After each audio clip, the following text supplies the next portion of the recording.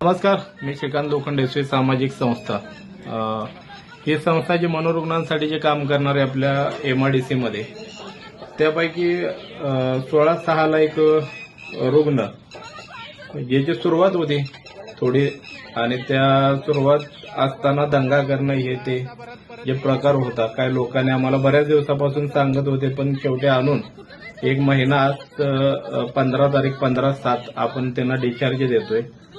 आजची अगोदरचं काढायचं नाही तरी सुद्धा कसं आहे की हे कुठं तर प्रकार रोज आज मला एक 4-5 रुग्णांचे कॉल येतात आणि कुठं तर थांबवण्याचा आपला प्रयत्न आहे. त्यापैकी त्यांना काय त्रास होत होता हे आपण त्यांच्याकडूनच माहिती घेऊ. तुमचं नाव सांगा. माझं नाव राणी गजानन रिसोडे.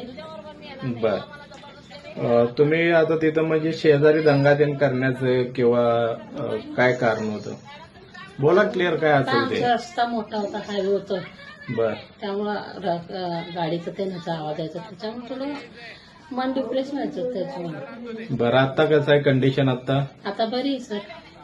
बर, अग्रेसिव्हपणा वगैरे काय, बरं आहे सर. चिडचिडपणा काय? नाही. इथून गेल्यानंतर घरातली कामं, देवधर्म, जबाबदारी करणं. बाहेरून एखाद्यानं समजा जर जाणून बुजून तुमचे छेड काढण्याचा किंवा चिडवण्याचा जर प्रयत्न केला, तुम्ही काय करणार? तो त्याच्या रस्त्याला, मी माझ्या रस्त्याला.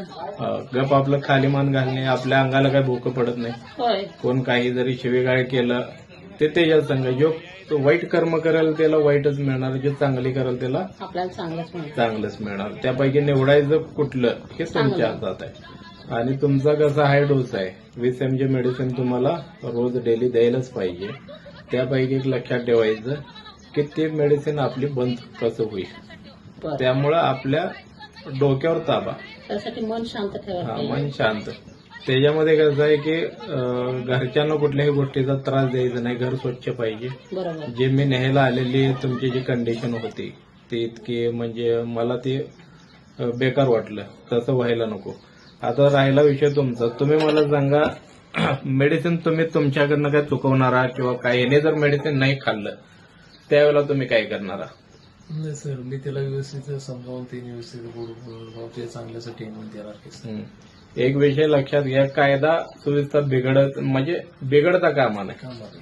ह्या हिशोबानं कसं आहे, आम्ही रुग्णाच्या बाबतीत बोलत नाही, पण नातेवाईकांची पण काय तर जबाबदारी आहे की नातेवाईकांनी ही काय तर रुग्णासाठी केलं पाहिजे. ते कसं, ही सुरुवात आहे, असं नाही आहे की बाबा जास्त झालेलं आहे. सुरुवात आहे फक्त, आणि सुरुवातीला हे थांबवणं हे आपल्या हातात असते.